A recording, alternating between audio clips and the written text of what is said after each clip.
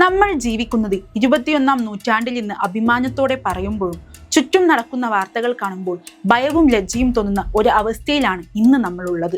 സ്നേഹത്തിന്റെ വറ്റാത്ത ഉറവ എന്ന് നമ്മൾ വിശേഷിപ്പിക്കുന്ന പ്രണയം ഇന്ന് പലപ്പോഴും ക്രൂരമായ കൊലപാതകങ്ങളിലേക്കും ആക്രമണങ്ങളിലേക്കുമാണ് വഴിമാറുന്നത്. എന്നെ ഇഷ്ടപ്പെട്ടില്ലെങ്കിൽ നിന്നെ ഞാൻ ഈ ഭൂമിയിൽ ജീവിക്കാൻ അനുവദിക്കില്ല എന്ന ഭ്രാന്തമായ ചിന്താഗതി ഇന്നൊരു വൈറസ് പോലെ സമൂഹത്തിൽ പടരുകയാണ്.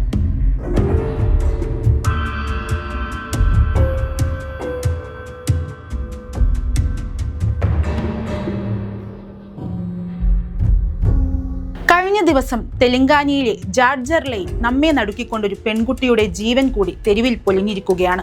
ഒരു വശത്ത് ഇരയുടെ ചോര ചീന്തുമ്പോൾ മറുവശത്ത് ജനക്കൂട്ടം നിയമം കയ്യിലെടുത്ത് പ്രതിയെ തല്ലിക്കൊല്ലുന്ന മറ്റൊരു കാഴ്ചയും നമ്മൾ കണ്ടു. ഈ ചോരയുടെ മണമുള്ള വാർത്തകൾ കേൾക്കുമ്പോൾ മലയാളികളായ നമുക്ക് ഇതൊരു പുതിയ കഥയല്ല. കാരണം കഴിഞ്ഞ കുറച്ചു വർഷങ്ങളായി നമ്മുടെ സ്വന്തം കേരളത്തിന്റെ തെരുവുകളിലും ക്യാമ്പസുകളിലും നമ്മൾ കണ്ടതും കേട്ടതും ഇതേ ക്രൂരതയുടെ പലവിധ ആവർത്തനങ്ങളായിരുന്നു. എന്താണ് ശരിക്കും ജഡ്ജറിലെ സംഭവിച്ചത്? എന്തുകൊണ്ടാണ് നമ്മുടെ നാട്ടിലെ യുവാക്കൾ പ്രണയം നിരസിക്കപ്പെടുമ്പോൾ കൊടും ക്രിമിനലുകളായി മാറുന്നത്? ഇതിനെക്കുറിച്ചാണ് നമ്മൾ ഇന്ന് വിശദമായി സംസാരിക്കുന്നത്.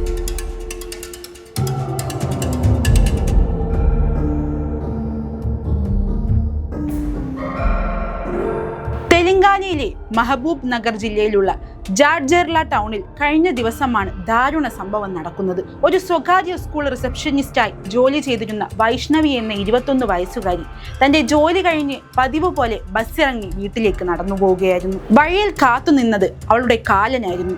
തേജ എന്ന 28-കാരൻ. ഹൈദരാബാദ് സ്വദേശിയായ ഇയാൾ കഴിഞ്ഞ കുറെ കാലമായി വൈഷ്ണവിയെ ശല്യം ചെയ്യുകയും പ്രണയാഭ്യർത്ഥന നടത്തുകയും ചെയ്തിരുന്നു. എന്നാൽ വൈഷ്ണവി അത് കൃത്യമായി നിരസിക്കുകയും ഉണ്ടായി. ഒടുവിൽ തേജയുടെ ഉള്ളിൽ മൃഗമുണർന്നു. പൊതുജനങ്ങൾ നോക്കി നിൽക്കെ വഴിയിൽ വെച്ച് ക്രൂരമായി അവൻ കത്തിയെടുത്ത് ആ പെൺകുട്ടിയുടെ കഴുത്തറുത്തു. ചോരയിൽ കുതിർന്ന വൈഷ്ണവി ആ റോഡിൽ വീഴുകയും ആശുപത്രിയിൽ എത്തിച്ചെങ്കിലും ആ ജീവൻ രക്ഷിക്കാൻ കഴിയാതെ പോവുകയും ചെയ്തു.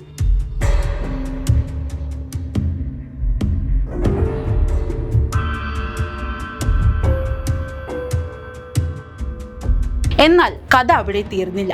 കൊലപാതകത്തിന് ശേഷം ഓടി രക്ഷപ്പെടാൻ ശ്രമിച്ച പ്രതിയെ നാട്ടുകാർ വളഞ്ഞുപിടിച്ചു ക്രൂരമായി മർദ്ദിച്ചു. കല്ലും വടിയും ഉപയോഗിച്ചുള്ള നാട്ടുകാരുടെ ആക്രോശങ്ങൾക്ക് മുന്നിൽ ഒടുവിൽ ആശുപത്രിയിൽ വെച്ച് ആ പ്രതിയും മരണത്തിന് കീഴടങ്ങി. ഒരു നിമിഷത്തെ വൈരാഗ്യം കൊണ്ട് 2 ജീവനുകളാണ് അവിടെ ഒടുങ്ങിയത്. ഈ ഒരു സംഭവം കേൾക്കുമ്പോൾ മലയാളിക്കൊട്ടും അപരിചിതത്വം തോന്നില്ല. കാരണം നമ്മുടെ കേരളത്തിൽ മുൻപ് നടന്നിട്ടുള്ള സമാനമായ ഒരുപിടി ദാരുണ സംഭവങ്ങൾ ഇപ്പോഴും നമ്മുടെ മനസ്സിനെ പൊള്ളിക്കുന്നവയാണ്. മലപ്പുറത്ത് പ്രണയം നിരസിച്ചതിന്റെ പേരിൽ ദൃശ്യ എന്ന പെൺകുട്ടിയെ അവളുടെ സ്വന്തം വീട്ടിൽ അതിക്രമിച്ചു കയറി കുത്തിക്കൊന്നത് നമ്മൾ കണ്ടതാണ്. പാലയിൽ കോളേജ് ക്യാമ്പസിനുള്ളിൽ വെച്ച് എല്ലാവരും നോക്കി നിൽക്കെ സഹപാഠി പെൺകുട്ടിയുടെ കഴുത്തറുത്ത സംഭവം നാം മറന്നിട്ടില്ല. തൃശ്ശൂരിലെ നീതു എന്ന പെൺകുട്ടിയെയും പത്തനംതിട്ടയിലെ കവിതയും വീടിലും റോഡിലും ഇട്ട് പെട്രോൾ ഒഴിച്ച് ചുട്ടുകൊന്നത് ഇതേ മനോഭാവത്തിന്റെ ഇരകളാക്കിയാണ്.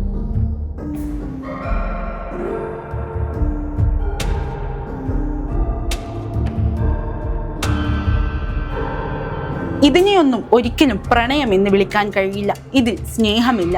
പകരം എനിക്ക് കിട്ടാത്തത് മറ്റാർക്കും കിട്ടരുത് എന്ന കടുത്ത സ്വാർത്ഥതയും തരംതാണ ഈഗോയും മാത്രമാണ് അടങ്ങിയിരിക്കുന്നത്.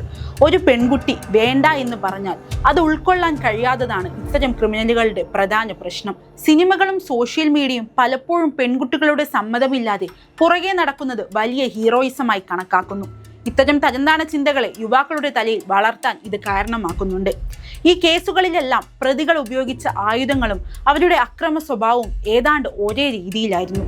തങ്ങൾ ആഗ്രഹിച്ച പെൺകുട്ടി തങ്ങളെ വേണ്ടെന്ന് വെക്കുമ്പോൾ ക്രൂരമായ കൊലപാതകത്തിലൂടെ പ്രതികാരം തീർക്കുന്ന സൈക്കോപാത്തിക് രീതിയിലാണ് ഈ കേസുകളെല്ലാം കാണാൻ സാധിക്കുന്നത്. കേവലം നിയമങ്ങൾ കർശനമാക്കിയത് കൊണ്ട് മാത്രം ഈ ഒരു ഭീകരമായ അവസ്ഥയ്ക്ക് മാറ്റമുണ്ടാകില്ല എന്ന് നമ്മൾ തിരിച്ചറിയണം.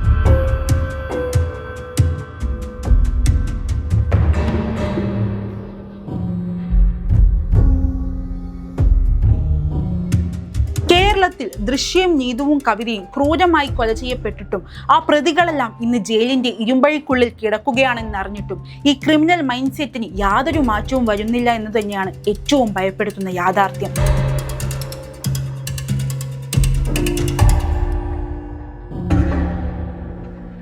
നിയമങ്ങളോ ശിക്ഷകളോ ജയിലറകളോ ഒന്നും തന്നെ ഇവരുടെ ഉള്ളിലെ ഭ്രാന്തിനെ ഒട്ടും ഭയപ്പെടുത്തുന്നില്ല എന്നതിന്റെ തെളിവാണ് ജഡ്ജർലയിൽ വൈഷ്ണവിക്ക് നേരെ നടന്ന ഈ ആക്രമണം. മുൻപ് നടന്ന ചോരക്കഥകളെല്ലാം വെറും വാർത്തകളായി മാത്രം കടന്നുപോകുമ്പോൾ എനിക്ക് കിട്ടാത്തത് മറ്റാർക്കും കിട്ടരുത് എന്ന അതേ സൈക്കോപാത്തിക് ചിന്താഗതിയുമായി അടുത്ത കത്തിയുമായി മറ്റൊരു പ്രതി വീണ്ടും തെരുവിൽ കാത്തു നിൽക്കുന്നു. ഈ ഭ്രാന്ത് ഇവിടെയൊന്നും അവസാനിക്കുന്നില്ല എന്നതിന്റെ നേർചിത്രമാണ് ജഡ്ജർലയിൽ നമ്മൾ കണ്ടത്.